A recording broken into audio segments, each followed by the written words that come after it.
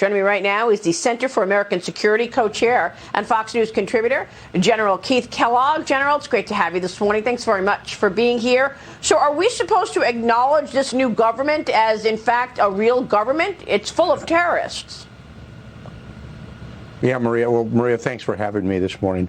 Look, we're sitting here on the eve of the 20th anniversary of 9/11.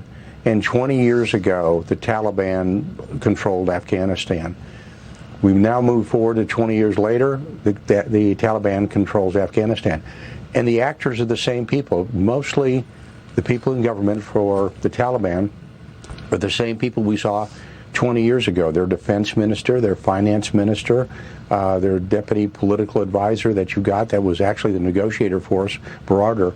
Look, here's my biggest concern. My biggest concern is that this administration is just going to walk away from this. They're going to hope that the American people won't worry about what's happening in Afghanistan.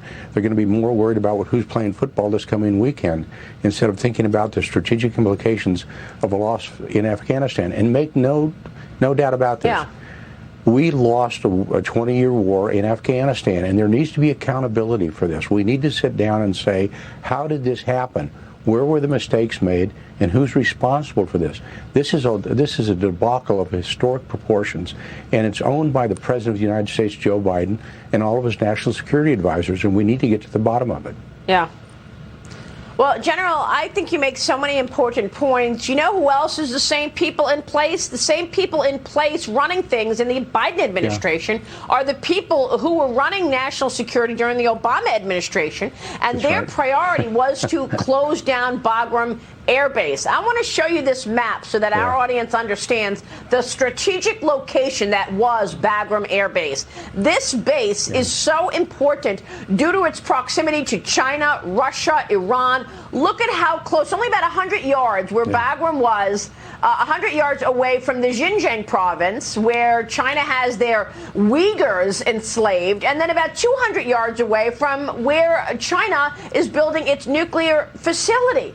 Expanding its nuclear arsenal. So we just gave up an incredibly strategic position by closing Bagram Air Base. And I know that this was a priority for years of the Obama administration. Here's what Florida Congressman Michael Waltz said about Bagram just a couple of weeks ago when he joined me on Sunday Morning Futures. Watch this.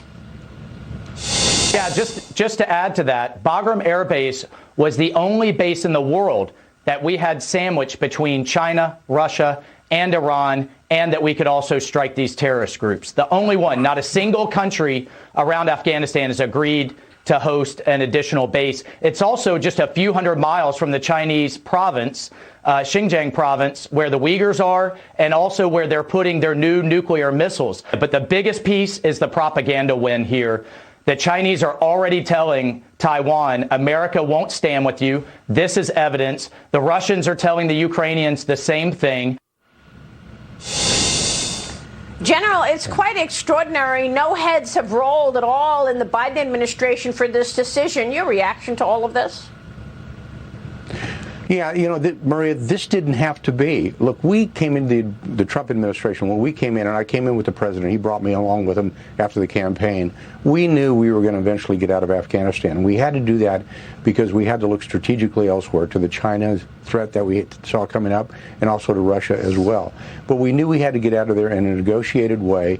And we worked a very hard plan over 4 years. We received tremendous resistance from outside the administration and actually from inside the administration, too, from some of his national security advisors and Secretary of Defense. But we had a plan, a good plan that was set in place over 18 months ago to leave there in a very ordered way in a conditions measured environment. And the last condition was we were going to have a government of reconciliation between the Taliban, who are Afghans, and the Ghani government.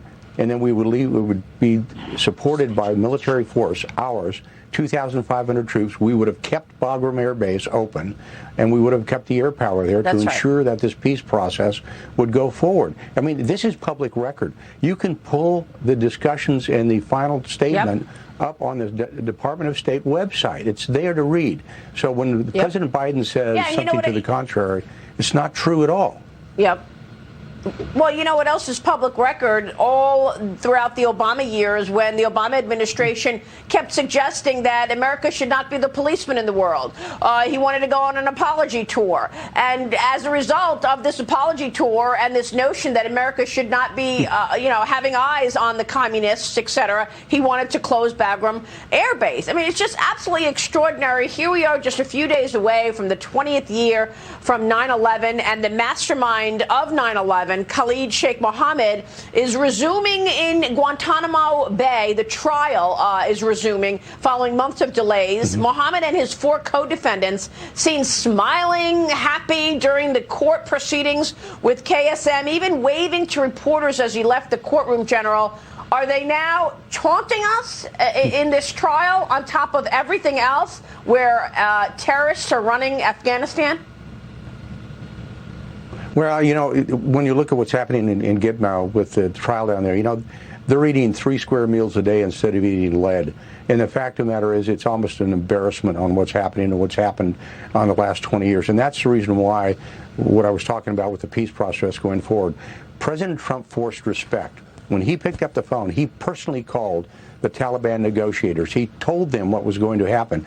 And I was in the Oval Office, Maria, when he made those comments to Berardi.